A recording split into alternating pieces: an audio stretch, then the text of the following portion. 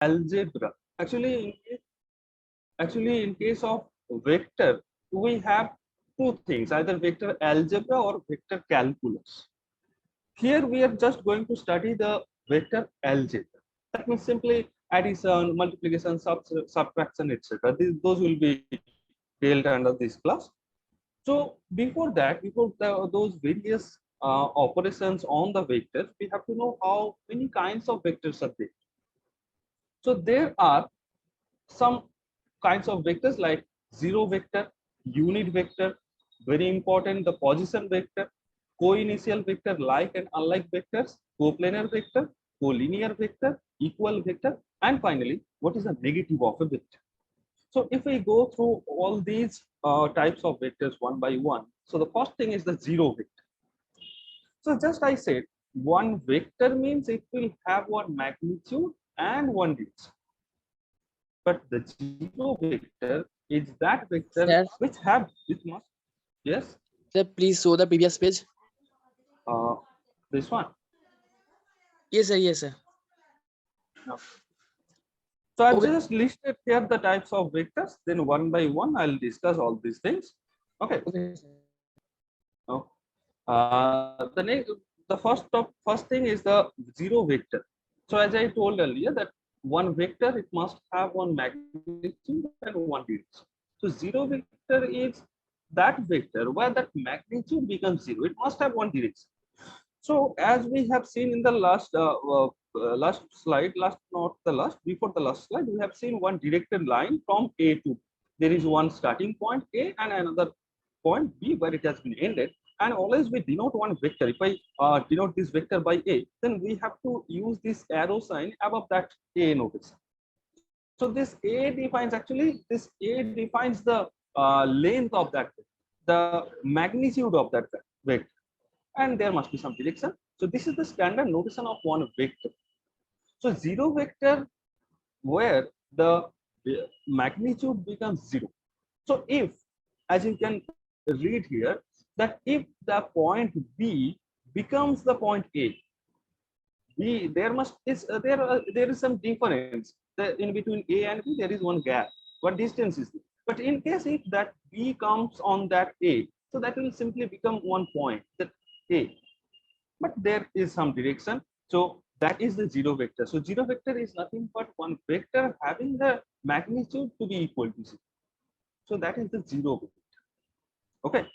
So the next type of vector is the unit vector. As we can see, the first term is unit. Unit means one. Unit means one. So here also it has one direction, obviously, but the magnitude, if that magnitude becomes one, then it is the unit vector. Simply as you can see here, if x is the vector having the magnitude x, that means x arrow is a vector with the magnitude x, then the unit vector is denoted by x cap. This x cap is the notation to represent the unit vector, which is nothing but the main vector x arrow divided by its magnitude. Actually, this x, the magnitude of x defines the length or the value of that vector x. So this is the concept of unit vector. So simply, if we have one, suppose this has one length, if I say A to B, it must have one length. Suppose one vector, this is denoted by a arrow. Then what is the magnitude? That is, what is the value of that? That is B, that will be divided. That means A arrow that will be divided by its magnitude. Then it will become the unit vector. So that is defined here by using the notation x. So this is the unit vector. Unit vector is nothing but the vector having magnitude is equal to. The next one, most important thing in every cases of vectors, we will use this concept of position. So what is the position vector? So we have learned, if we go to our high school life, that is if we go for earlier, say class 6 or 7, there we have seen the concept of the x-axis and y-axis. Can you remember? There is one x-axis, one y-axis. This is the origin. Can you say what is the coordinate of this O? 0, 0. 0, 0. That means along x-axis will go 0 unit and along y-axis will go 0. That means we are just starting at this point and we are ending at that point. So in that case, we have defined one point. Suppose if the coordinate of this point P is x1, y1. So what does it mean? We have to go, we have always the starting point is the origin. From the origin, we have to first go along x-axis for x1 unit, and after that we have to go along the y-axis with y1 unit, and finally we will reach the point.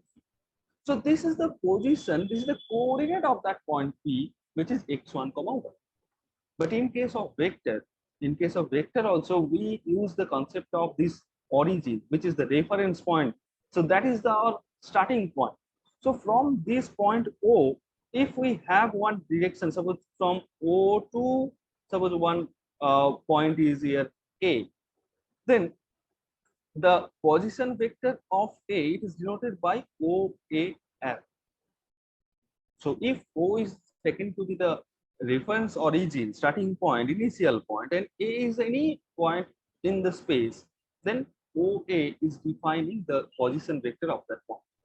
So in case of 2 dimension, in case of 3 dimension, what will be the structure, what will be the view of these position vectors? Those will be taken in later slides. So we are just defining here the types. Then we'll discuss a lot about this position vector. And the next thing is the co-initial vectors. I just told one point where we have started the drawing of that line. Started the line of drawing, that is the initial point. So if we are drawing one line, suppose this is the O point, that is the origin.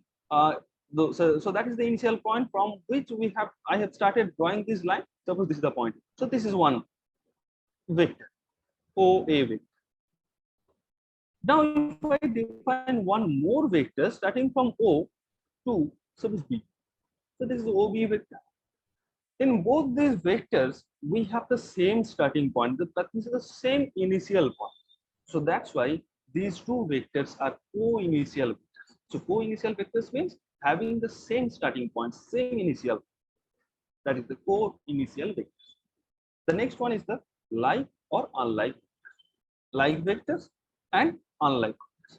The vectors having the same direction are known as the like vectors. And in the difference, if they have opposite direction, then it will be the unlike. Those will be the unlike. What it is saying, suppose this is the vector A to B. This is the vector. So what will be the initial point of this vector? A is the initial point and B is the terminatory point. So the like vectors means if AB is one vector, then the vector having the same direction, that means it must be parallel to AB. Suppose CD is the vector which is parallel to that previous one, that means which is of which the direction is same as the direction of AB. Those are the like vectors. So this may be case, or one case may happen that suppose A to B is one vector and one vector is starting at this point B to C. So those are also parallel, but they have one common point. They have one common point, but they are like vectors because their directions are same. But if we say what is the unlike vectors, unlike vectors means if one vector is directed in this way, the another vector will be in the different way, in the opposite direction. So if this is AB, if this is EA, then AB and EA are said to be the unlike vectors because they have the opposite directions. So this is the concept of like and unlike vectors. The next one is the coplanar vectors. Planar means it will be in the same plane. 3 or more vectors. If they are lying on the same plane, then those vectors are said to be the coplanar vectors. The next one is the collinear. Collinear. That means those will be on the same line, or those will be parallel also. Okay. So those vectors which are lying on the same line, those are said to be the collinear vectors. The next one is equal vectors. So what is equal vectors? Two vectors, two or more vectors will be said to be the equal vectors when their magnitude is equal. And obviously, we must have the same direction. These two vectors, if we look at the picture, are these two equal vectors? I've drawn two vectors. Are they equal? No. No, sir. No, As you sir. can Magnitude is not same. No, sir. exactly, the directions are same. Directions are same, but the first one is smaller than the second. So that's why these are not of equal. Those are not equal vectors. So if I define the second one and this third one is most probably equal vectors because they have the same direction and those are having the same magnitude. So that is the concept of equal vectors. Next one is the negative vectors, negative of some vector. So if one vector is directing in this way from A to B, the negative of that vector will become the same line, the magnitude will become same, just the arrow will be in different, in the opposite direction. The direction will change. So from A to B, it will become from B to A. But both have the same magnitude. So if this is the vector, the negation of the AB vector, here the magnitude B and the magnitude of BA same, but they have opposite direction. That's why one again, if we want to say that AB vector is nothing but minus of B. This is the concept of negative vector. Okay. So now, as I told earlier, that the concept of position vectors that will be used in various cases, various fields. We have to use this concept of position vector. So what is position vector? As I told earlier, a position vector is a directed line segment with the initial point at the origin. As we have learned in our class 6 or 7, to define the coordinate of one point, suppose P, we must have one origin from which we'll start to go along x-axis by y-axis, that parallel to y-axis, we have to go y1 to reach that point P. But here we define the same concept by using the position vector. So suppose if that is starting from this origin towards that point P, if we draw one vector, if we assume one vector, which is a OP vector, OP vector, can define that vector by x1 I plus y1 j, where these I and j are boxes. So what we have done here, just what we have done in class 6 or 7 is being used here. That concept is being used here. That x1 unit along x direction and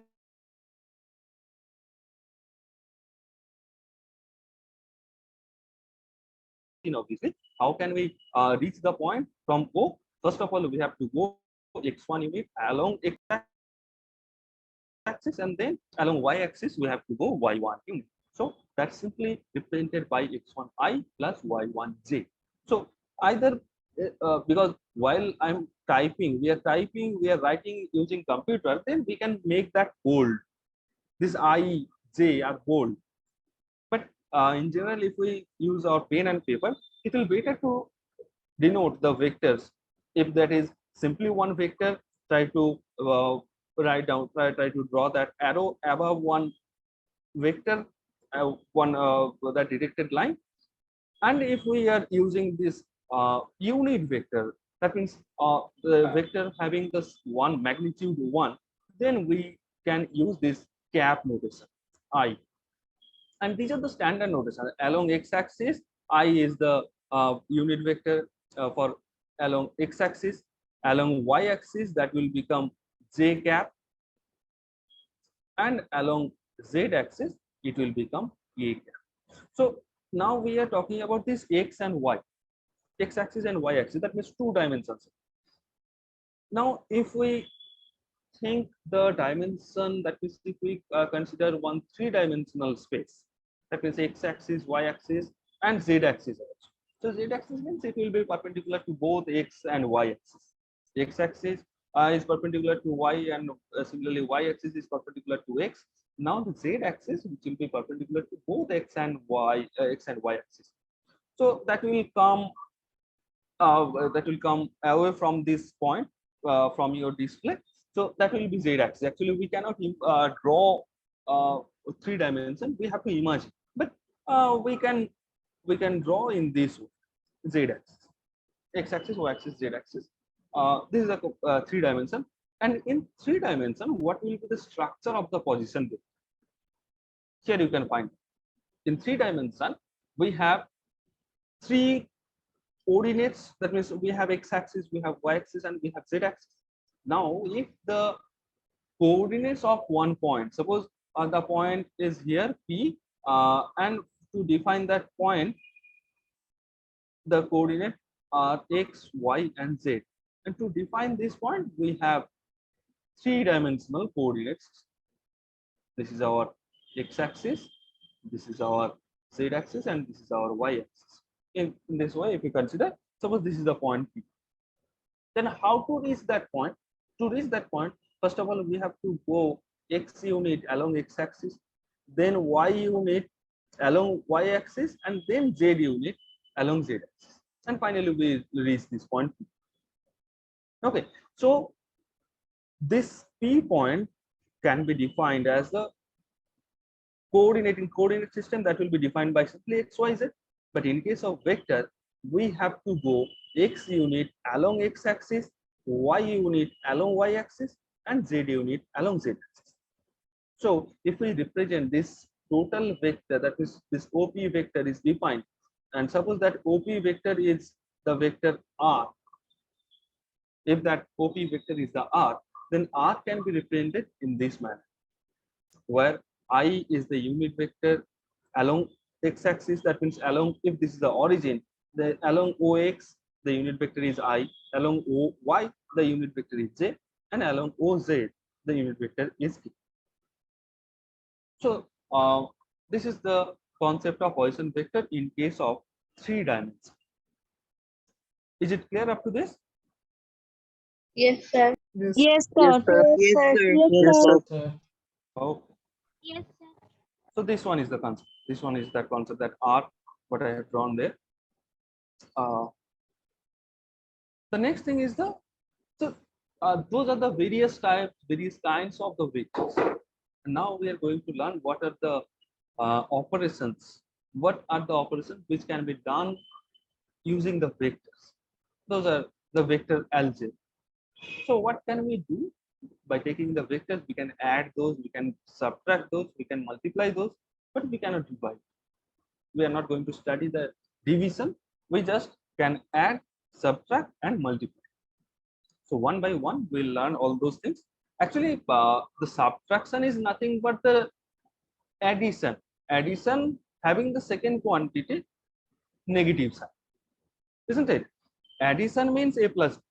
If I say simply a plus b means the addition of a and b. So what is subtraction? If we say a minus b, so that is nothing but a plus minus. Exactly.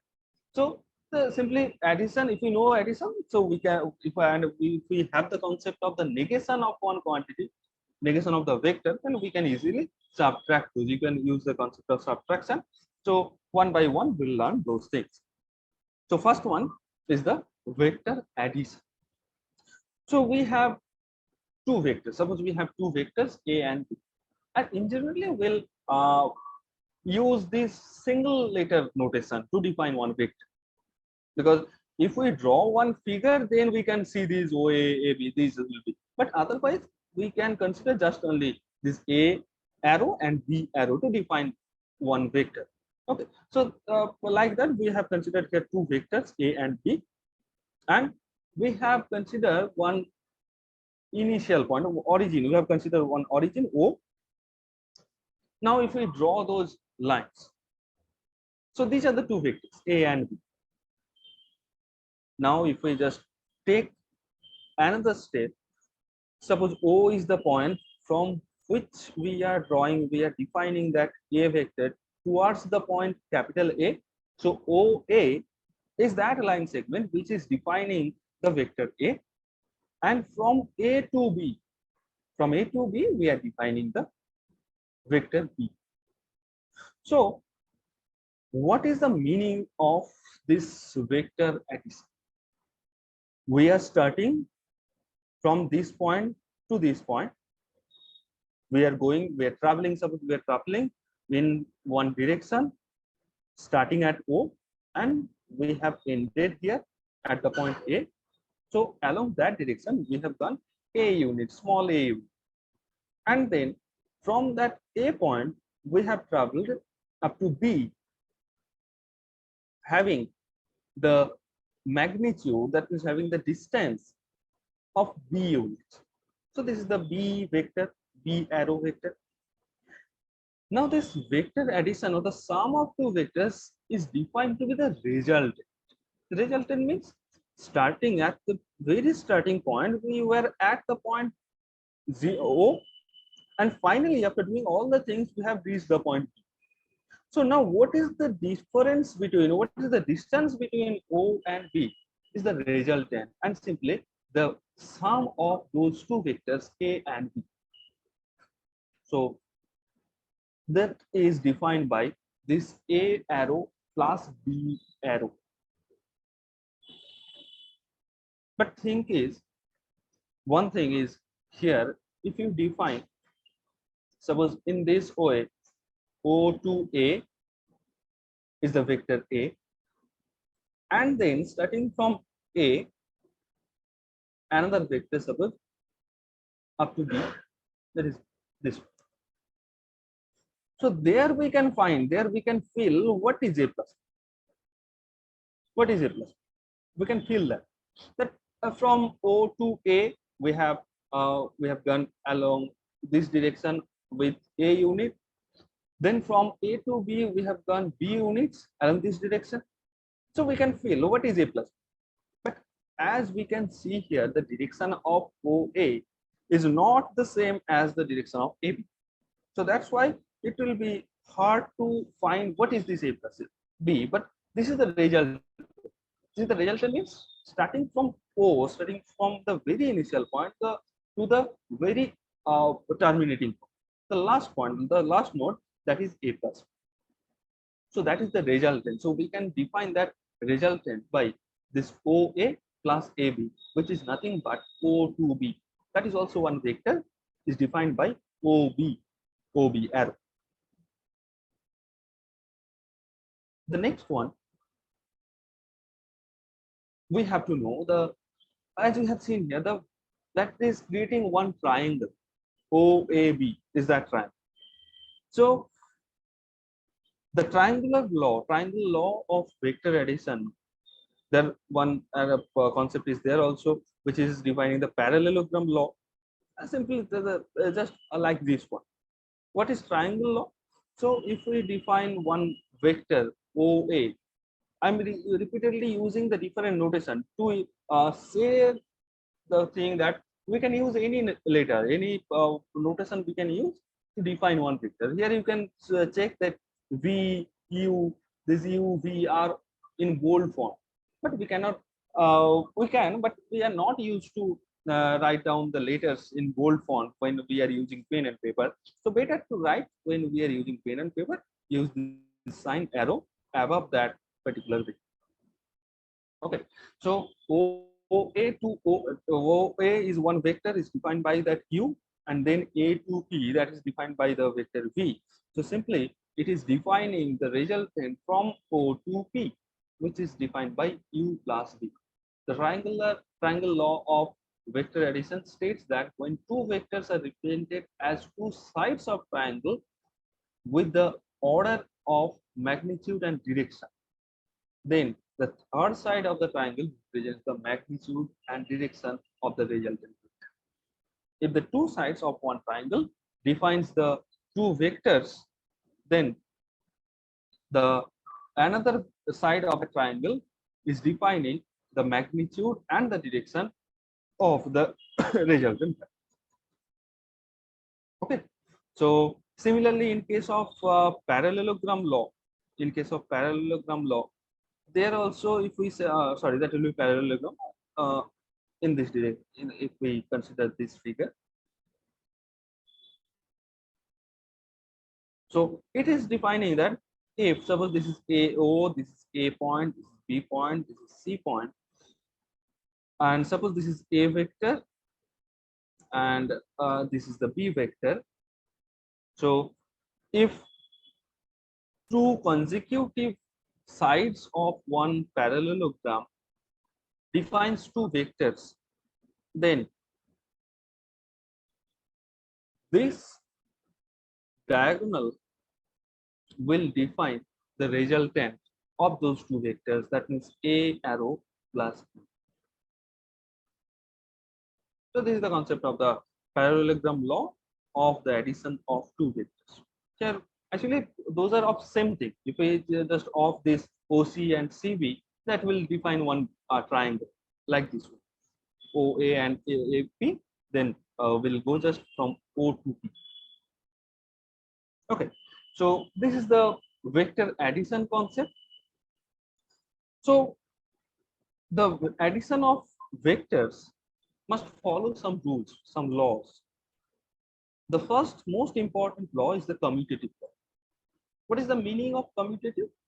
If we change the order of the elements, the result will be the same.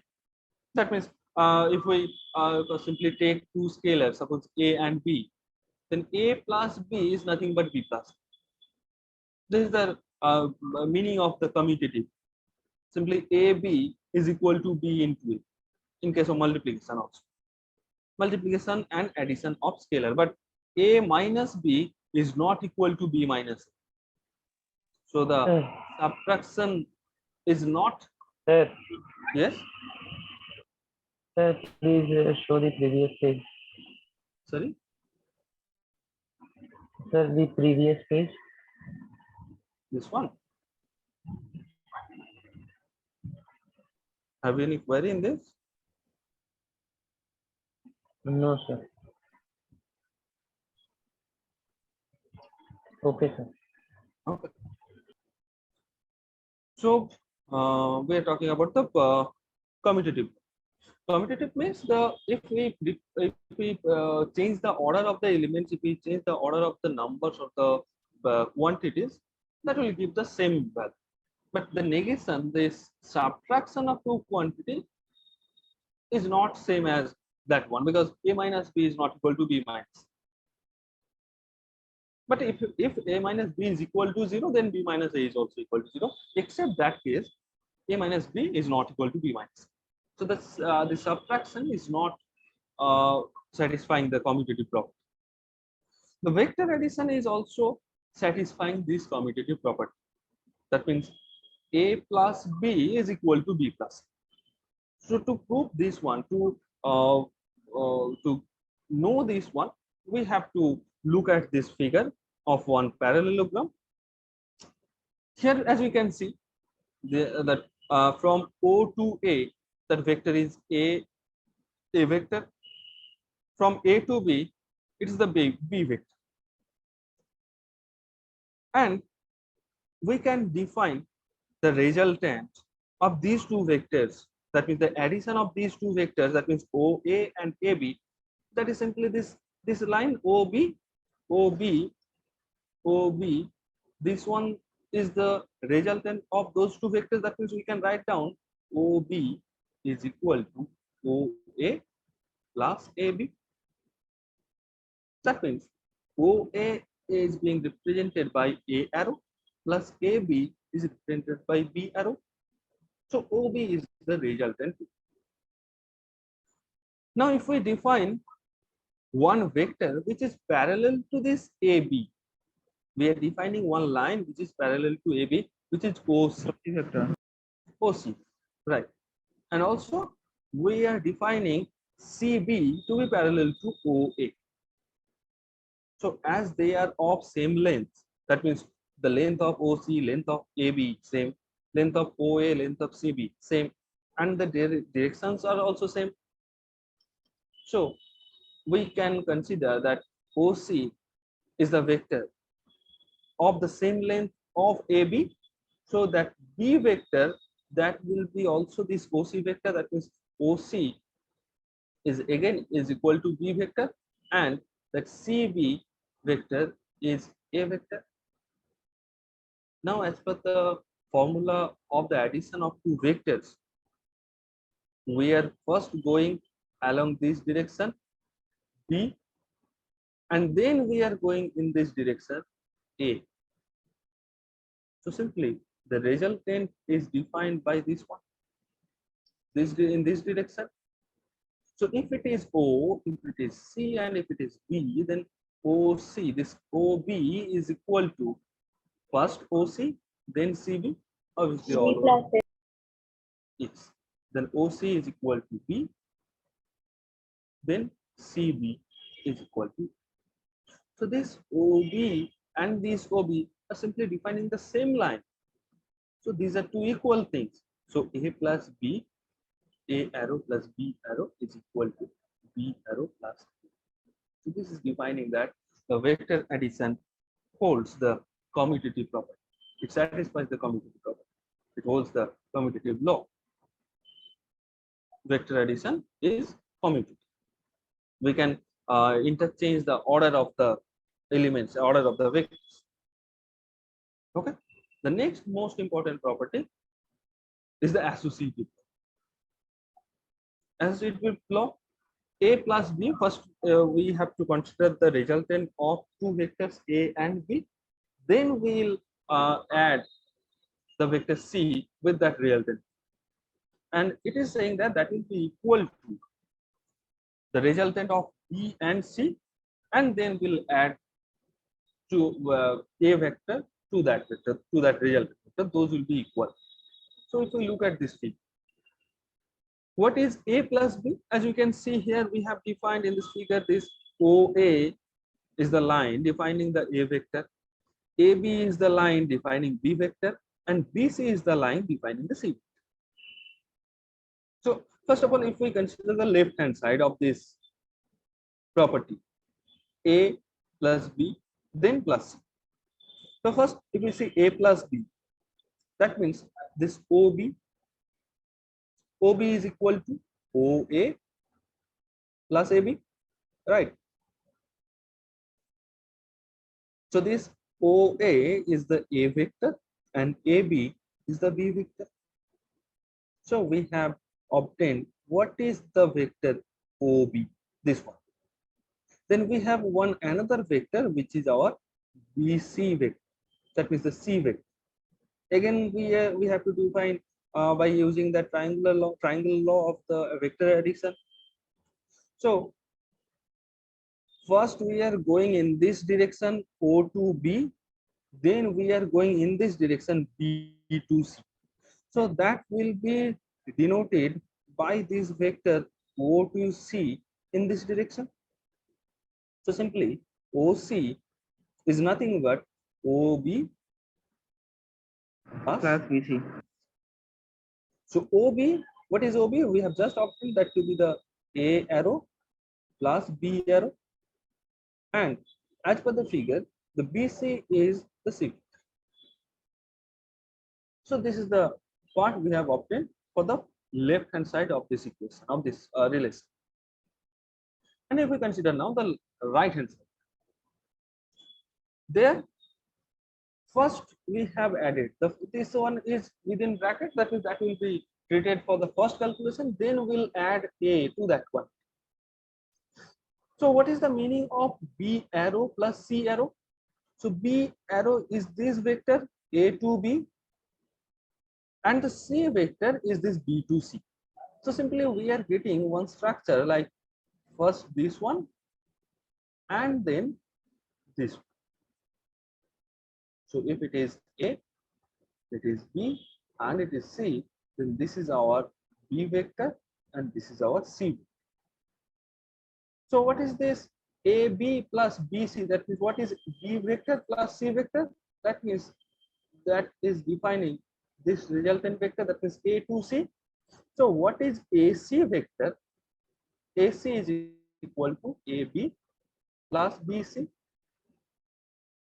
AB is the B arrow plus BC means the C arrow. That means this in the previous figure,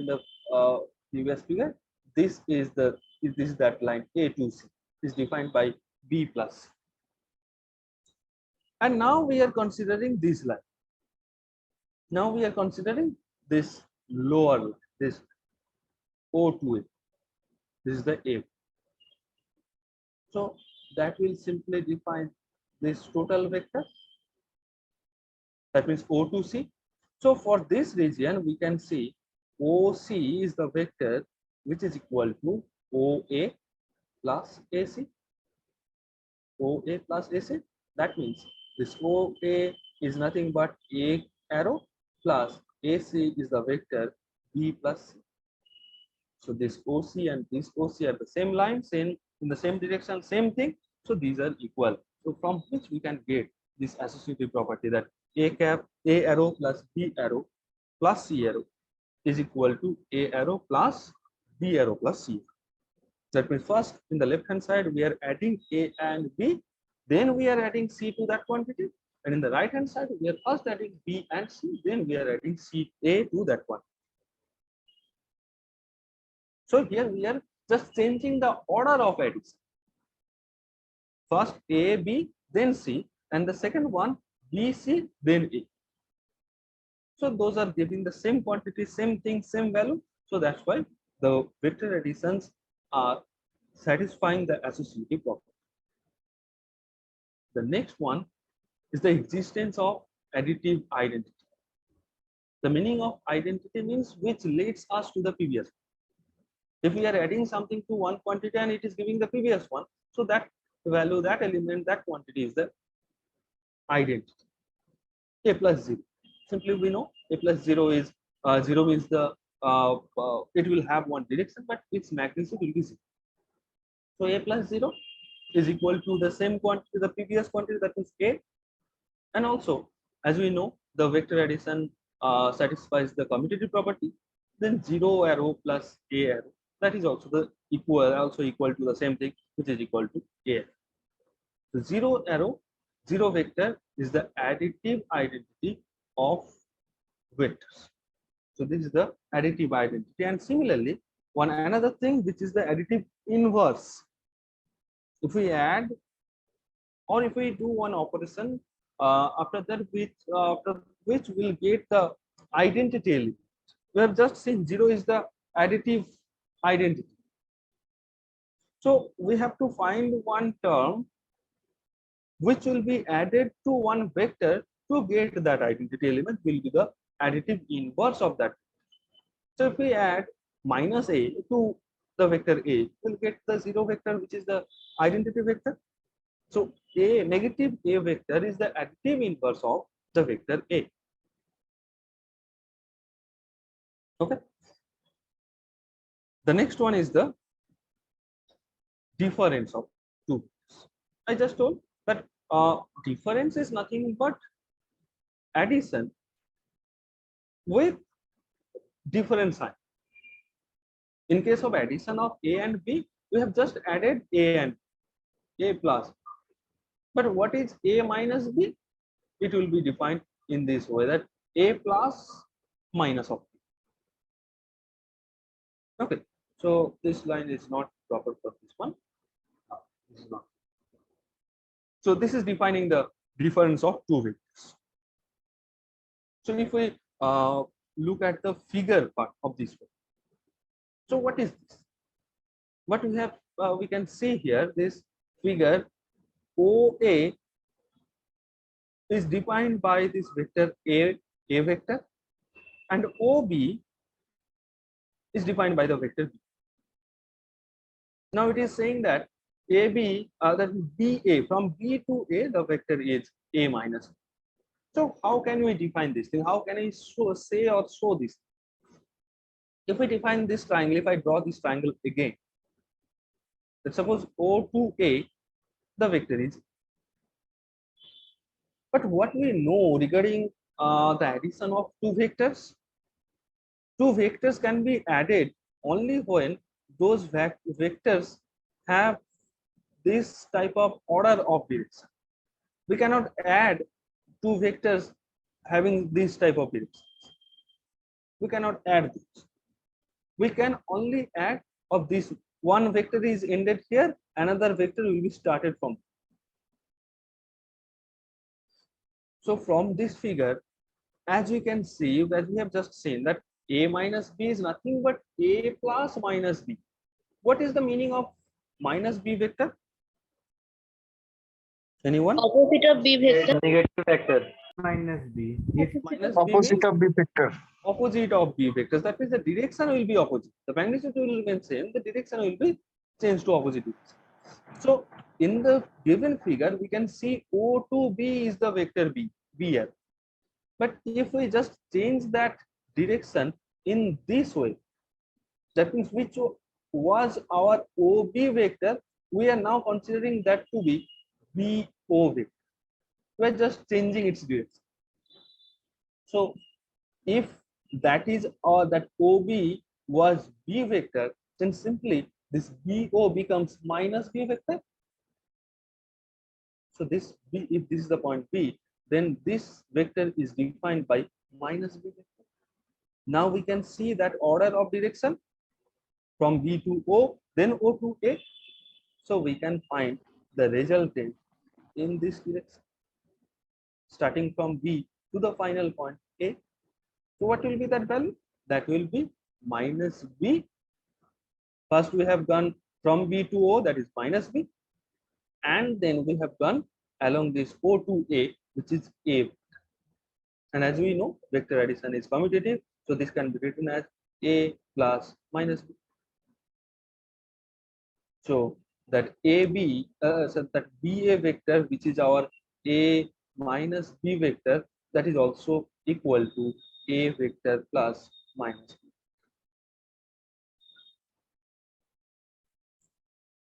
Is it okay?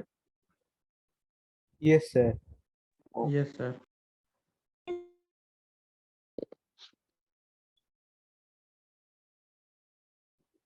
Then one thing is the multiplication of vector, but by scalar quantity. The meaning of the multiplication of one vector by one scalar quantity, that is the scalar multiple of one vector, means its direction will remain same, but its magnitude will be changed. It will be k times. If we multiply one vector, suppose A, by one scalar quantity, suppose k, then its value will be k a vector. That means its direction will be defined to be in the direction of a vector if k is positive, greater than 0. Greater than 0 means positive value, and less than 0 means negative value. And it is saying the first point is its magnitude will be k times the previous vector. Suppose this is one vector. This is suppose a vector. I'm not writing the starting and the end point. This is defined by a vector. Now, if you can find what will be this b vector, K times of A vector. exactly, as we can see, it is b is 2 times of the vector, but they have the same direction. But what will be this vector? If I say this is the c vector, then how can we relate? Minus of K Minus of- vector. Exactly, then c B is the equal to minus 2a. So this is the quantity I am multiplying to that vector. This is the quantity I am multiplying that to the given vector. So both this b and c has the same magnitude. That means the magnitude of k into a arrow is equal to k modulus of k into the magnitude of the vector a. And the direction of the vector k a vector is same as that of a when that k is greater than 0, when that k is one positive quantity. So this 2 is one positive quantity, that's why they have the same direction. But as this minus 2 is one negative quantity which is less than 0, so the vector C is having the opposite direction of A. So this is how much times of one vector. How much times of one vector? That is the scalar multiple of one. The direction will be same if we multiply by positive quantity, and the direction will be in reverse if we multiply by one negative quantity. Is it okay? Yes, sir. Oh. And another concept, which is the direction ratios and direction cosines. As we have seen in the position vectors, there we have seen one vector can be represented the position vector of one quantity, one the position vector of one point, suppose P, OP, if that is defined by R, then we can define that vector by this A I cap plus B J cap C K cap. That means we have to first go along x-axis this A unit, along y-axis then B unit, and then along z-axis we have to go C to reach that point. So that is the position vector. Then these ABC, these ABC are said to be the direction ratios of that vector. These are the direction ratios of that vector. And the direction cosines of that vector is defined by this A by root over A square plus B square plus C square, B by root over B square, A square plus B square plus C square, and C by root over A square plus B square plus C square. Actually, if we take the square of all these terms, suppose this we are considering this to be L, suppose this is equal to M, and suppose this is equal to N. Now, what can you say? What will be the value of L square plus M square plus N square? 1. That will be also. If you have the concept of three-dimensional geometry, there also this concept of direction ratio and direction cosines. So L square plus M square plus N square, that will be equal to 1. But if you see again, all the part present in the lower part are same. So if we take the ratios of these three terms, that means if we consider L is to M is to N, can you say what will be the value? A is to B is to C. Again, that will be A is to B is to C. That means this L, M, N are also the direction ratios. That means what can we feel from that? From this, we can feel that L, M, N, which are the direction cosines, are the direction ratios also, but not the converse thing. That means if that is the direction, those are the direction cosines, those are the direction ratios also. But if those are the direction ratios, those may not be direction cosines. As you can see here, A, B, C are the direction ratios. But if A square plus B square plus C square is not equal to 1, then those are the only direction ratios, not direction cosines. If that becomes equal to 1, then it is fine. It is the those are the direction cosines. Otherwise, these are not the direction cosines, only the direction ratio. Okay. What is this root over A square plus B square plus C square? Can you say? Magnitude of the vector. This is Mod the of magnitude of Magnitude of R. exactly. So the magnitude of one vector r cap, r arrow, is the magnitude of that vector A I cap plus B J cap plus C K cap. It is nothing but A square plus B square plus C square. So this is the magnitude of one vector whose notation, which is denoted, this is represented as the position vector. We can find the length of that vector, the magnitude of that vector, by using this formula. So if I now just take one example for your concern, if I take let's go to whiteboard. If you consider one vector, suppose one vector is represented by A, which is equal to I plus 2j suppose, and then suppose minus 3. What is this? This is one vector. This is the position vector of this is one position vector of one point suppose. Then what will be magnitude of this one? Root 14. Root over 40. 14. So the magnitude of this vector will be root over 1 square plus 2 square plus minus 3 whole square, which is equal to root over, as you said, root over 40. Now, can you say what will be the unit vector along this vector? Vector A by model. Exactly. So that will be vector A by the magnitude of it. So that will be A cap. Unit vector along A direction, that will be I cap plus 2j cap minus 3j cap divided by root over 40.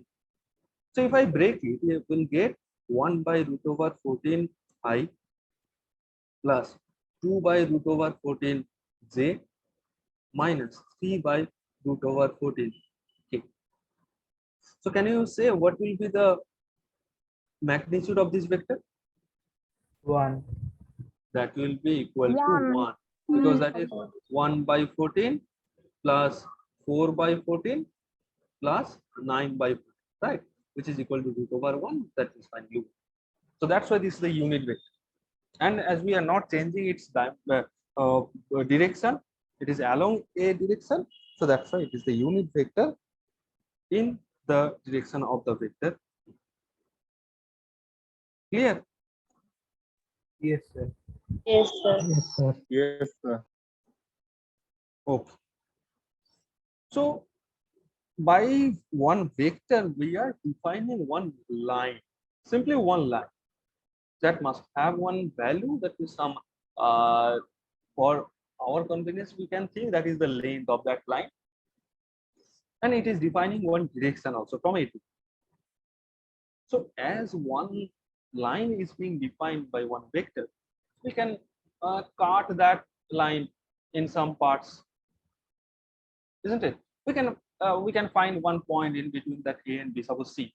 Suppose that AC is if we consider the ratio of AC and CB, suppose that is equal to AM:2. That means we are finding one point in between A and B.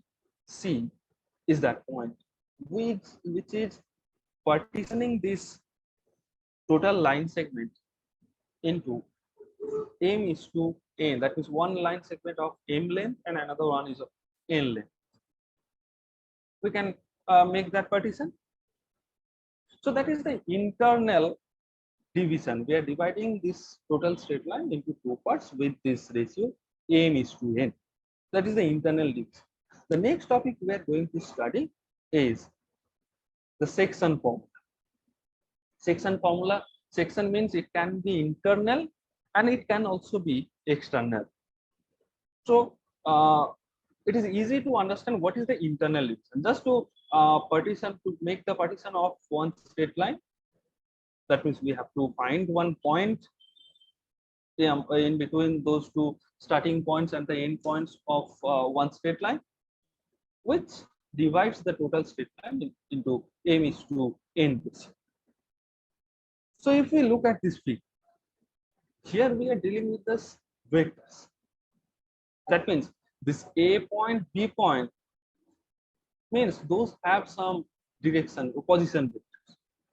We are defining here the points by defining the position vector. So if the position vector of A is A arrow and the position vector of B is B arrow, then the line segment between A and B, the total line, AB line,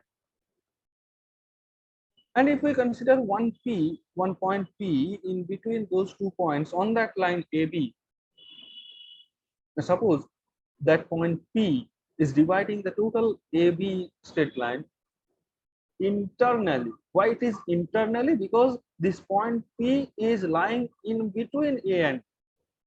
That's why it is the internal division. It is the internal division. And another will be the external division. There we can see that point P will not lie in between A and B. That will be lie either in this side, in away from B or away from A. Anywhere that point may lie. But as we can see here, P is the point in between A and B. So P is the internal point. It is dividing the total straight line, total line segment internal with the ratio m is to n, where m is to n means A to P. AP is to PB. AP is to PB is equal to m is to. If it is dividing in this ratio, then the coordinate of this point, that is what will be the position vector of this point P, that will be represented by this formula R is equal to, if the position vector of that point P is R, then R is equal to M is here, B is here, N is here, A is. So that M will be multiplied to that vector B, and that N will be multiplied to the vector, and totally that will be divided by N plus. This is the formula to find the point, to find the position vector of the point which is lying internally on the straight line AB, and which is dividing the total line segment AB internally in the ratio m is to n. From this, if the point P is dividing the total line segment AB into same ratio, that means this AP and PB are of same ratio. That means m and n values are same. Okay, that means if AP and PB becomes equal, then what will be the position vector of this P? Can you say? M plus N by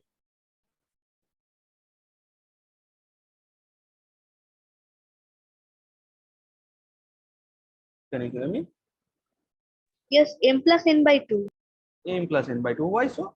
Because AP and PB are equal. Means AB became 1. AP is to PB will be equal to 1 is to 1. That means here we can see M is equal to 1 and N is equal to 1. That means this M will be replaced by 1, this N will be replaced by 1, and M, N, those will be also replaced by 1 and 1. So that will give us simply 1 by 2 into A plus B or B plus A, because our vector addition is commutative. So we can say this one. That means this R is the position vector of the point which is lying in the middle of those 2 points A and B, and on the line A. So P is the midpoint of the line segment AB, and its position vector is A plus B by 2. Similarly, if we look at the external division, the point which is externally dividing that total line segment AB, that means if we look at this figure, this is the point A, this is the point B. Those the points position vectors of those 2 points are defining by A vector and P vector. But the P point is not lying in between A and B. That is lying external at some another somewhere, that is lying where the point is not in between A and B. So that is one external. But also the P is lying on the extended line of A, B or B.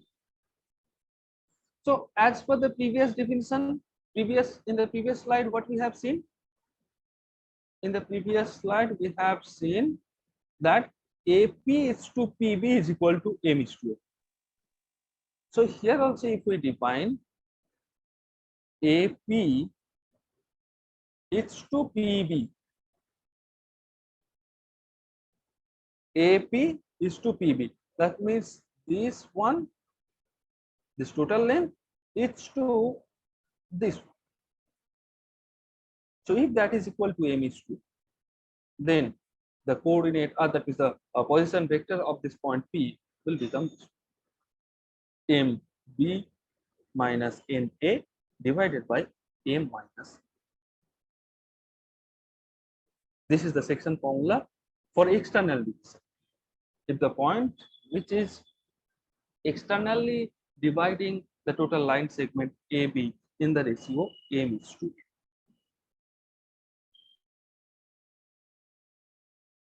Okay. The next most important thing in the vector algebra is the product of vectors. So to know the product of vectors, actually we are having two kinds of products of two vectors. In earlier we have seen the scalar multiple of one vector. That is how many times we are using one vector. That is a scalar multiple of that vector. That my vector has been multiplied by one scalar quantity. But the product of vectors will make the multiplication of two vectors. So regarding that, we have two kinds of products of vector. One is the dot product and another one is the cross product. But all in those two things, in the dot products and in the cross products, to learn those things, we have to know what is the angle concept, angle between two vectors. If there is one angle between them, those will be used to find the dot products and the cross products. So as you can see here, suppose PQ and RS are the two given vectors. So as we can see here, the initial point of the first vector PQ is P, and the initial point of the second vector RS is R. Those are not same. So how can we find one angle if those lines are different? Can we find what will be the angle? We cannot find. So to find the angle between these two lines, either we have to draw this line here, or we have to draw this line here. Then only we can find this angle.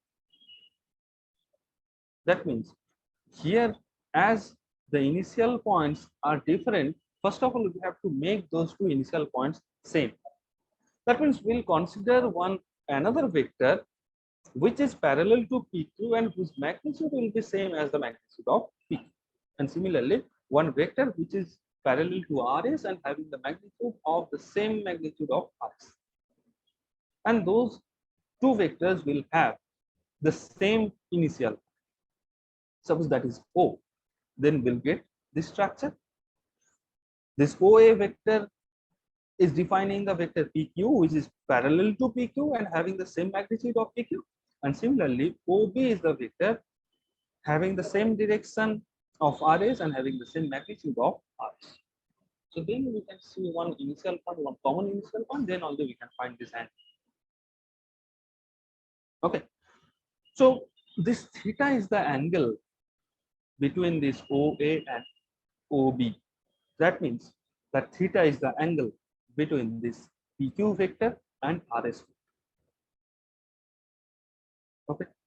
Now, if that theta becomes 0, what will be the thing? If that theta is equal to 0, theta equal to 0 means this OB line will fall on this vector OA. OB line will fall on the vector collinear line. OA. That means those will be the same line. Again, if we see, this is our OA and this is our OB. Actually, we are finding the angle between PQ and RS, not in between OA and OB. To find the angle between PQ and RS, we have drawn this second thing. But if that theta is equal to 0, that means either this PQ and RS parallel, or those are same line. or those are on the same. Either that is suppose PQ, then RS. That is the thing. Actually, these two are also parallel to each other. So better we'll go for the concept of parallel lines. Those two vectors are parallel. And similarly, if we consider theta equal to pi. Pi means 180 degree. 180 degree. so.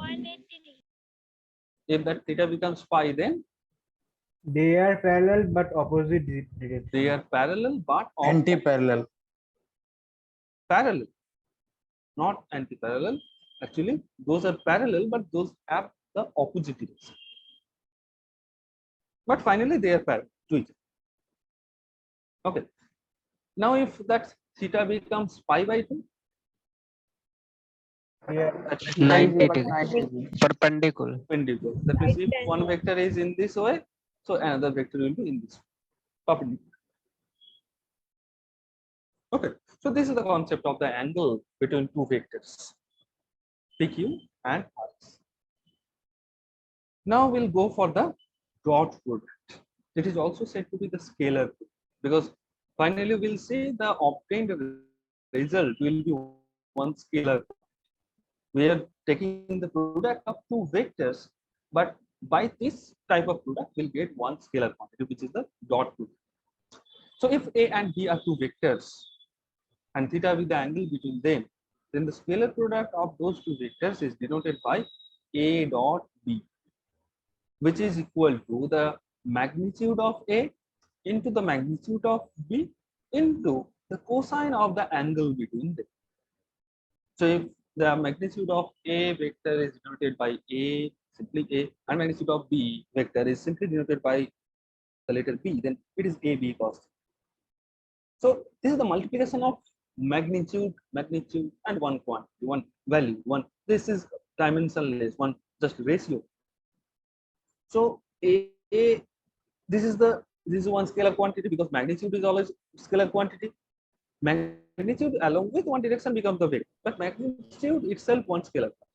So this is one scalar, this is one scalar, and this is also one. So that will simply define one scalar quantity. That's why this is the scalar product. So the scalar product of two vectors is always a scalar. That means the dot product of two vectors, which is the scalar product, is one scalar quantity. So now if we deal with the cases one by one, if we consider that theta is equal to 0, if we consider theta is equal to pi, and if we consider theta is equal to pi by 2, what will be the values of A dot? When theta is equal to 0, In value is Theta equal to 0 means that will become AB cos 0. AB. Cos 0 value is it equal will be to AB. 1. So that will be equal to. What will be A dot B? That means if the angle between the vector A and B becomes pi, then what will be the dot product of that thing? AB. Minus AB. My cos pi is equal to minus 1. And similarly, what will be the value of A dot B? If the angle- 0. Because cos pi by 2 is equal to 0. So from this we can say, if it is known to us that A dot B is equal to 0, what can we say?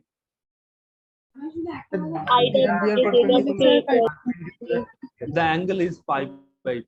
The angle between those two vectors is equal to pi by 2. That means if A dot B is equal to 0, then those two vectors are perpendicular to each other. Right? Yes. And if Yes. that is simply AB, that is simply AB, that means A dot B is equal to simply the multiplication of its magnitudes. Then Theta equal to 0. Theta is equal to 0. 0. That means they are having the same direction and parallel to each other. If that is minus, then they are parallel, but they have opposite. Opposite. Okay. So from this formula, can we find what is the value of theta if A dot B is equal to AB cos theta? Then can you say what will be the value of theta? A dot A dot B B. by Cos inverse. B Cos by inverse. Cos First of all, cos inverse A dot. A dot B by AB. That means the magnitude of the vector A into the magnitude of the vector B. Okay. So, suppose if you consider one example, suppose two vectors A and B. Sir, please show the previous page. 1 second.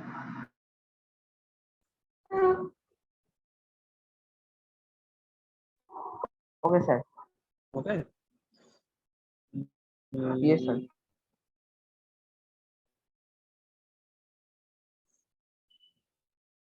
Suppose if we consider two vectors, suppose one vector is I plus 3j plus 7k. This is one vector. Suppose R1. You can say it also a vector. Okay, we can use different notations. And another one, suppose R2 is equal to 2i minus 3j plus 6. What we have seen just that a cap, that means if as we have taken here R1 dot R2, that will be equal to modulus of this one R1 into magnitude of this one, and then cos theta, where this theta represents the angle between these. So if that theta is given to us and these magnitudes are given to us, then we can find any one of these, any one we can find when the raised 2 is given. Suppose R1 dot R2 is given and modulus of R1 and R2, those are given, then we can find the theta. If the theta is given, the modulus of R1 and modulus of R2 are given, then we can find what is the value of R dot R1 dot R2. But as you can see here, only the position vectors are given. Can we find the dot products of these two vectors, dot product of these two vectors? Yes, sir. How? The dot product of two vector is 1 into 2 plus 3 into minus 3 plus 7 into 6. 35. I have actually, I have 2 come here. minus 9 plus That will be defined later. But before that, we know what is I. What is I? The unit vector along x-axis. What will be I dot I? 0. 1. I dot 1 That is magnitude of I into magnitude of I into cos of the angle between I and I. 0. 0. So that will be equal to simply, this is the unit vector, so its magnitude will be 1, its magnitude is also 1, and cos 0 is equal to 1. So finally we will get 1. Similarly, j dot j, that is also equal to 1, and k dot k, that is also equal. But if we find what will be I dot j, 0. that is 0. 0. exactly, because I is the They are unit vector along x-axis and j is the unit vector along y-axis. So exactly, so the angle between those two is 90 degree, pi by 2. So I modulus of I modulus of j into cos pi by 2, which is equal to 0, defines this value to be equal to 0, and similarly j dot I, that is also equal to 0. J dot k, 0. k dot j, 0. I dot k,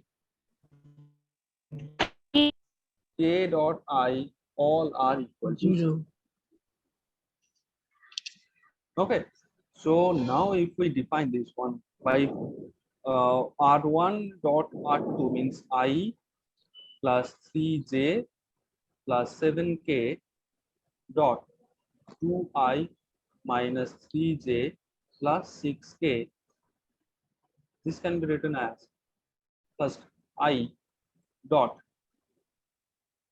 just using the distribution property, I dot 2i minus 3j plus 6k plus 3j into, that is 3j dot 2i minus 3j plus 6k plus 7k dot 2i minus 3j plus 6.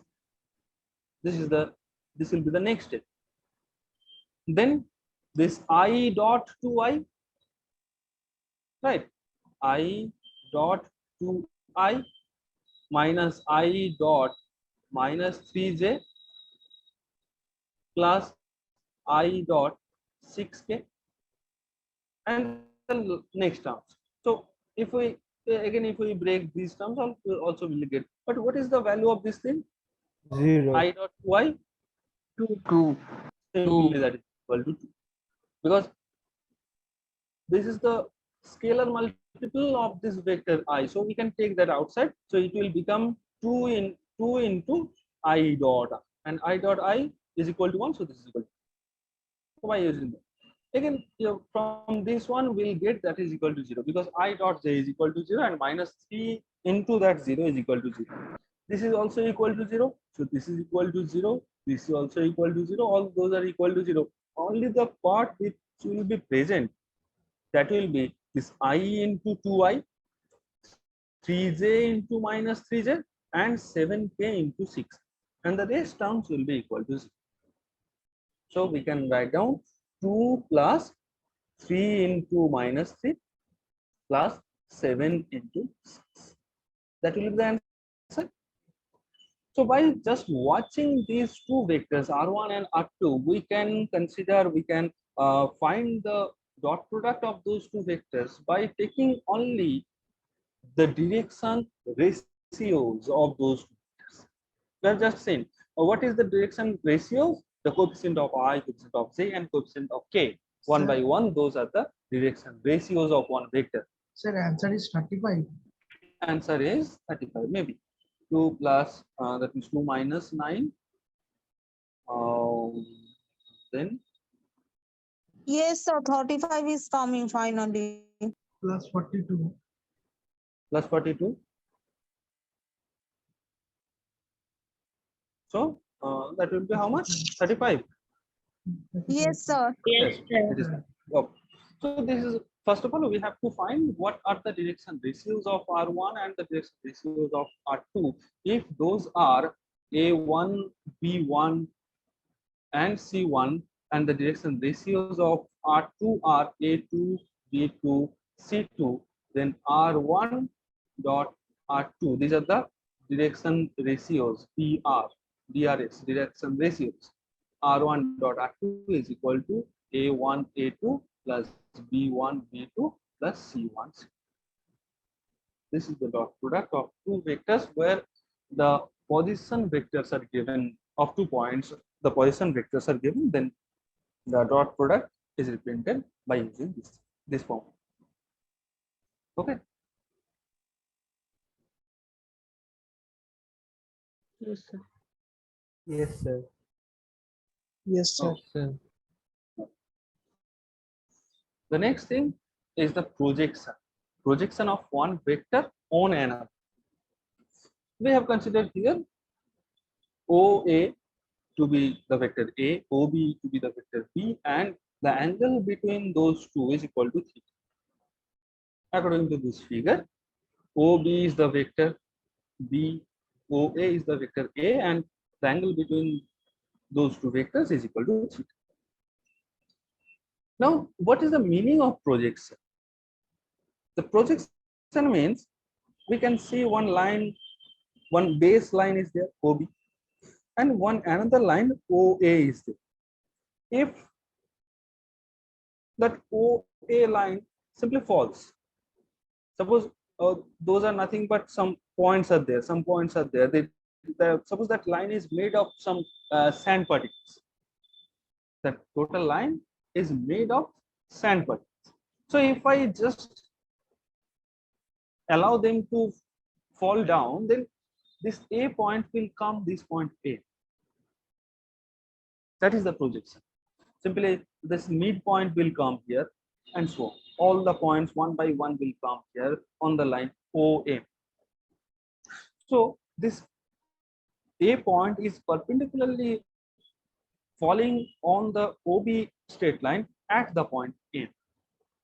So that's why we have drawn AM, which is perpendicular to OB.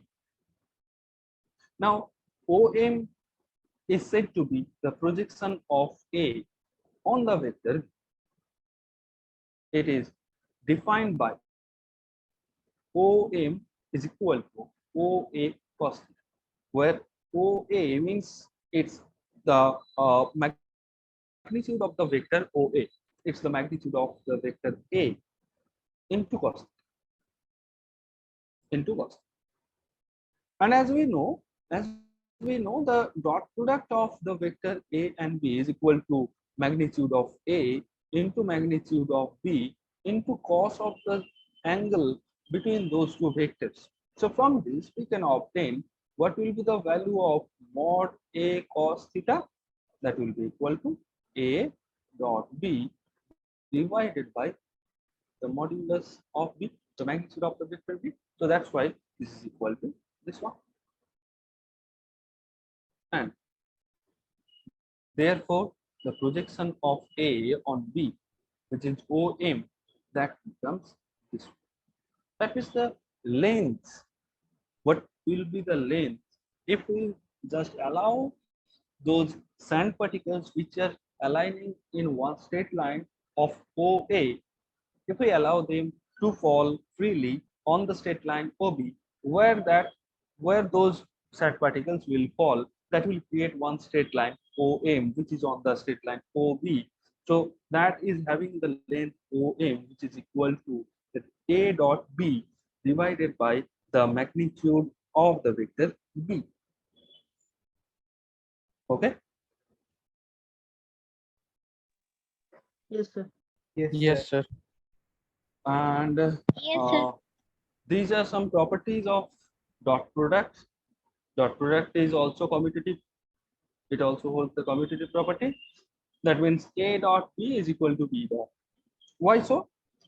If we see that as per the formula of A dot B is equal to the A, the B, and cos of the angle between those. So if actually in which direction we find the angle? In which direction we find the angle? When the same origin. Huh? In which direction means in anti-clockwise direction or in the clockwise direction? Anti-clockwise. Always we define one angle, we calculate. Anti-clockwise. Anti-clockwise. So this one. So if this is the vector A and this is the vector B, then A to B is the angle defined by the theta. So what will be B dot A? That means that will be B into A and cos of, suppose theta 1, where that theta 1 is the angle between A to B, B to A. If theta is defining the angle from A to B in case of the dot product of A and B, then theta 1 in the case of the dot product B dot A is defining the angle from B to A. So that must be in this direction. So if this is our theta, then what Isn't it? that will be Minus theta. minus theta, exactly. So that theta 1 can be replaced by minus theta. And what is the value of cos of minus theta? Cos theta. And Cos theta, because cos absorbs the Cos theta. sign. Yes. So B A cos. And this is the multiplication of two scalar products, and multiplication of scalar product is always commutative, so that can be written as A B cos theta. So this one and this quantity are same, so these two are equal. So that's why the vector dot products satisfies the commutative property A dot B is equal to B dot A. Is it okay? Yes, sir. The next one is A dot B is equal to 0. If A dot B is equal to 0, actually the meaning of this arrow, this both-sided arrow, is if and only if, that if this becomes, then any one of these three will hold, or if any one of these three holds, then it will be this one. This is the meaning of this both-sided arrow, if and only if. So A dot B is equal to 0. If they are perpendicular, it's fine. The angle is equal to pi by 2, then cos pi by 2 is equal to 0, and finally we'll get that dot product is equal to 0. But we have two more options. If any one of those vectors become 0 vector, then also that dot product will be equal to 0, because the 0 vectors means the vector having the magnitude of 0 magnitude vector. So if those magnitudes become 0, then obviously we'll get 0 point. So A dot B is equal to 0. It not always imply that those two vectors are perpendicular. It may happen that A and B, any one or both of those two vectors, are the 0 vectors. Okay, this is the second one. The third one, as you can see, for any two vectors A and B, A dot minus B is equal to minus of A dot B is equal to minus A dot B. And using that concept, we can also say that minus A vector dot minus B vector is equal to simply A dot B. What we are doing here, we are taking that minus sign outside. Why so? Because we know minus B is nothing but, that minus B vector is nothing but the scalar multiplication of the B vector by minus. So that's why you can take that scalar quantity outside. Okay, so by using that concept, we can say these two. The next one is the distributive law. A dot B plus C is equal to A dot B plus A dot C. So A is being distributed on both B and C. A dot B plus A dot C. This one is the Cauchy-Schwarz inequality. A dot B is less or equal to magnitude of A into magnitude of B. And this is not the property of dot product, but it is still important that it will be either equal or less than, that means mod of, that is the magnitude of A plus B. Magnitude of A plus B will be either equal to or less than the magnitude of individual vectors, the addition of the magnitudes of the individual vectors. As we can say, we have seen that if they are two vectors, if this is A vector and this is B vector, then obviously this magnitude, that is the magnitude of A plus B, is not same as the magnitude of A plus magnitude of B. It is always less than that. Magnitude of A plus B is less than A magnitude of A plus magnitude of B. But if those A and B are on the same line, if this is our A and this is our B, then A plus B, magnitude of A plus B is equal to magnitude of A plus magnitude. Okay, so the relation between these two things, magnitude of total A plus B and magnitude of A plus magnitude of B, can be related by using this triangle inequality, that A plus B mod of A plus B is less or equal to mod of A plus mod. Okay. The next one, I have just shown this in whiteboard. These are some properties of dot products of the unit vectors along x-axis, y-axis, and z-axis. The next important thing is the cross product or the vector. So as we have seen earlier, in case of dot products, we get the scalar value. That's why that is the scalar product. So in here, cross product is defined to be the vector product. That means we can understand that it will give us one vector quantity. So that's why this is the vector. Here also the concept of the angle is used, and here we have to use the sine of theta.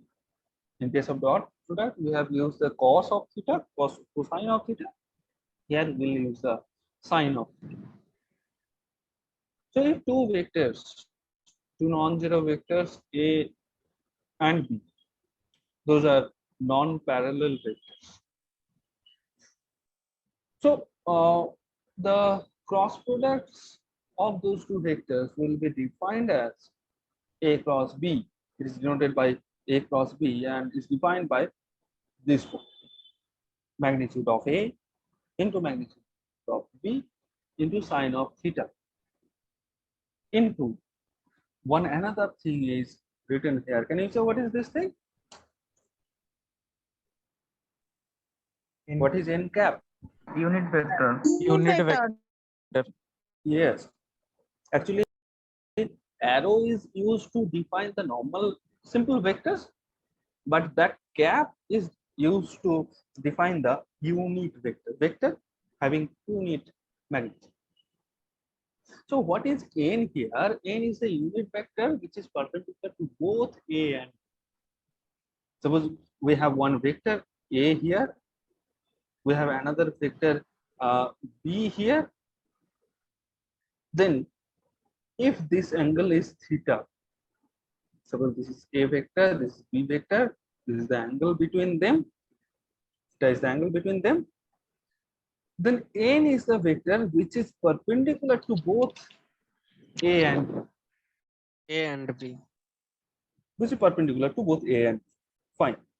But perpendicular means it may be towards this display, but it may be away from this display. There are two directions. If something is perpendicular at this point, then it will be either towards this display, or the direction may be away from this display. As you can see in your laptop or mobile, you are watching one display. So the direction which is perpendicular to these both A and B vector, it may be either towards that point. Suppose if that is O point, that will be either towards that point, or that will be away from that point O, from the outside. So that is defined by one thing, that right-handed system. What will be the direction of this unit vector? It is a unit vector, means it will have one magnitude which is equal to 1, and it will have one direction. So what will be the direction of this unit vector? That will be defined by this right-handed system. So what is right-handed system? If we look at this figure,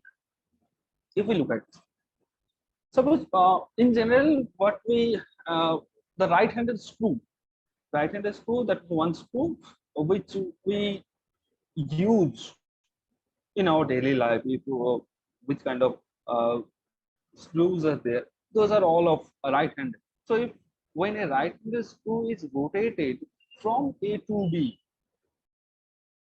then it will go towards one direction, and that is the direction of the unit vector n. If we use the screw to somewhere, if we use the screw to attach to suppose plyboards or some wooden boards, then we mainly use a right-handed screw. That means if we use the screwdriver to tighten that screw, we have to rotate that screw in one direction, and finally it will go inwards into that wood or into that plywood. So in which direction it is going, and in which direction we are rotating our screwdriver, if that direction is from A to B, then the direction in which that screw will go, that will be the direction of the unit vector n cap. Is it clear? Yes, sir. Yes, sir. The direction of Yes, sir. n cap. Direction of n cap. So There are some screws which are left-handed, but in general we use the right-handed screw. Okay, so that will be the direction of n cap, and the formula to find the cross product of two vectors a and b is defined by a cross b is equal to modulus of a into modulus of b into sine of the angle between those two vectors, which will be. So obviously this is totally one scalar quantity. This is one scalar quantity. This is one scalar quantity. This is also the scalar quantity. And finally, that will be multiplied by one vector, which will lead the quantity to one vector quantity.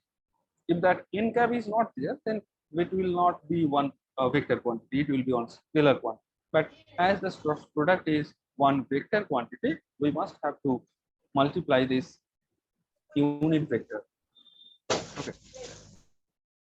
So this is the formula for the cross product, and that unit vector can be represented by this formula. N cap is equal to A cross B divided by the modulus of the magnitude of A cross B.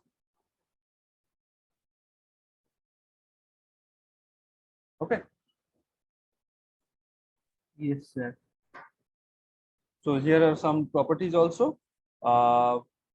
As we have seen, the vector addition is commutative, vector dot product is commutative, but vector cross product is not commutative, because A cross B is not equal to minus is not equal to B cross A.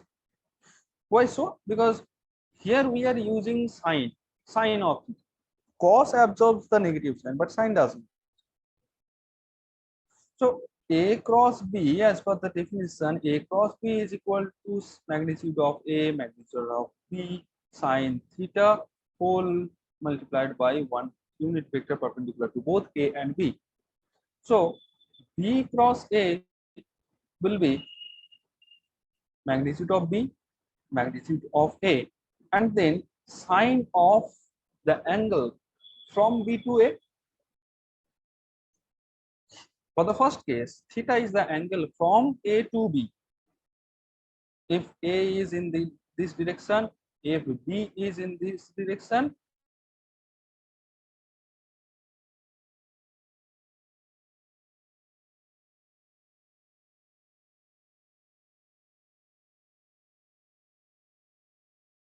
to A, so that will become, what will be the angle then? Minus theta. Minus theta. So that will be sine of minus theta. So sine of minus theta, it means minus sine theta. So it will become minus into B A sine theta theta. So this one is equal to A cross B. That means minus A cross B. Or if we take that minus sign, that means if we multiply minus 1 to both the sides, we'll get A cross B is equal to minus B cross. Okay, so cross product is not common.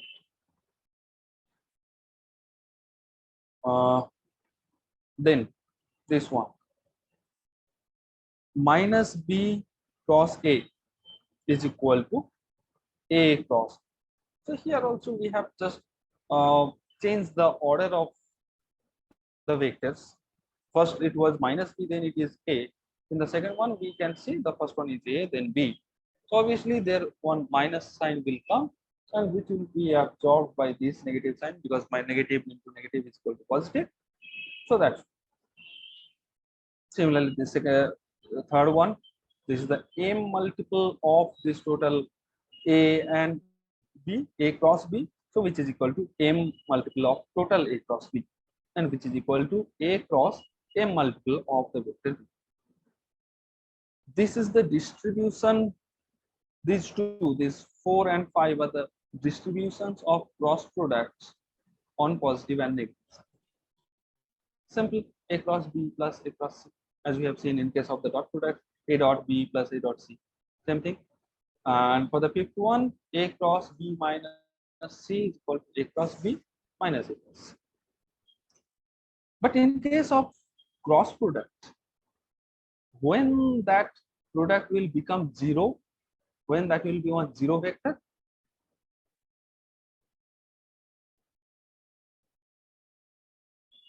when the A cross B will When become theta zero, is equal to 0, theta is equal equal to to 0. when that theta is equal to 0. And when that theta will become 0, if the If they angle are collinear or parallel. they are Perpendicular. collinear, if those two becomes parallel or collinear, then the angle becomes 0. Why we are not considering here that if A mod of A is equal to 0 and mod of B is equal to 0, why we are not considering these two cases in case of A cross B is equal to 0? If you can remember, in case of dot products, we have seen that if A dot B is equal to 0, then either A is perpendicular to B, or A is the 0 vector, or B is the 0 vector. But here only we are considering that A and B are parallel to each other and they are collinear. Why we are not considering those A vector to be 0 vector or B vector to be the 0? Can you say?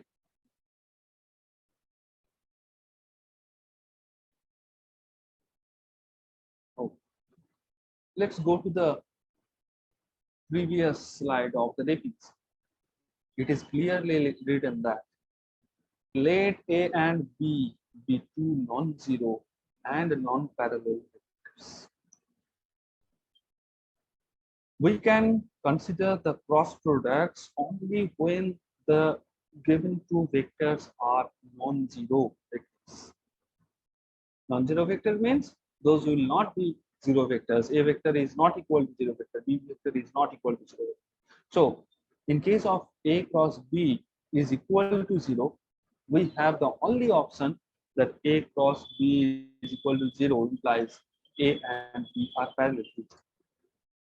Is it okay? We always consider sir. these are non-zero vectors. Got it? Yes, sir. Yes, sir. Okay. So here also in case of the perpendicular vectors I, J, and K, I is the unit vector along x-axis, J is along y-axis, and K is along z-axis. Then I cross I is equal to 0 because angle between those two vectors is equal to 0, sine of 0 is equal to 0. So J cross J is also in a similar way is equal to 0 vector. K is also 0. K cross K, that is also the 0. But in case of I cross J, I is in the x direction. J is in the y direction. So what will be the cross product of I cross J? Okay. How? Actually, I cross J means Upward. I mod plus mod J into sine how much? What is the angle between I and J? Pi by 2 90 degrees. into n cap. What is the mod of I? 1. Mod of J? 1. Sine pi by 2? 1. 1. Now what is n cap? N N cap is the perpendicular. unit perpendicular vector which is perpendicular to both I and J. Which is perpendicular to both I and J? J, K cap. K. K. K. K is the vector. K is the unit vector. Actually, the OX and YOY are perpendicular to each other, and the axis which is perpendicular to both OX and OY is the OZ. And the unit vector along Z axis is K. So this n cap can be written as K cap. So that's why this is equal to K. So I cross J is equal to K. And similarly, if we change the order, that we will consider one negative sign. Okay, and similarly the rest.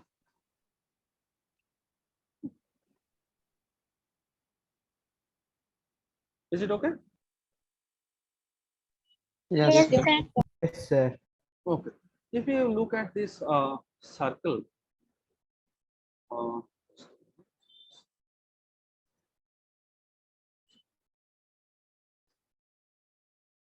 if you look at this circle, I have shown this circle to remember this. As you can see, I cross j is equal to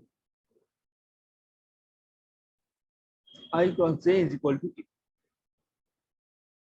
J cross K is equal to I. K cross I is equal to J. How it is defined? K cross I. K cross I is equal to J.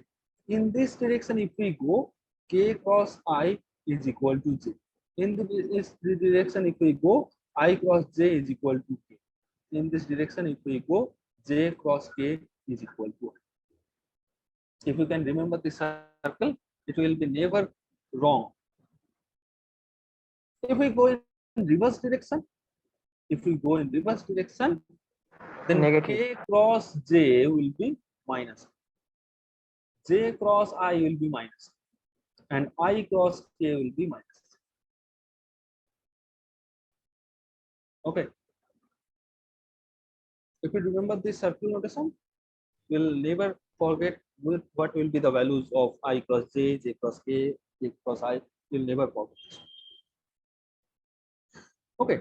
Now, if we see the cross product in terms of components, two vectors are given in this structure. A is the vector A1I plus A2J plus A3K, and B is the vector B1I B2J plus B3K. Then A cross B is represented by this determinant.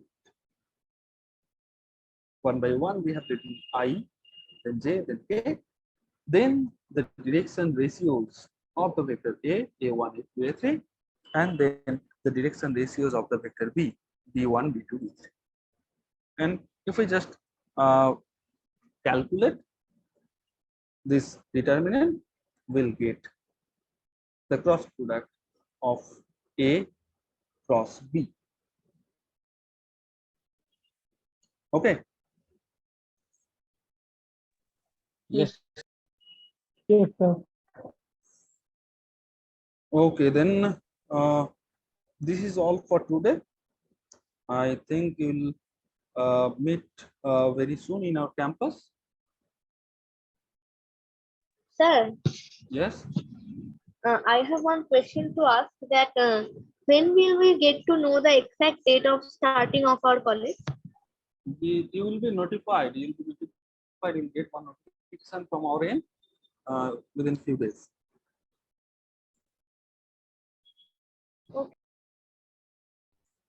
Okay.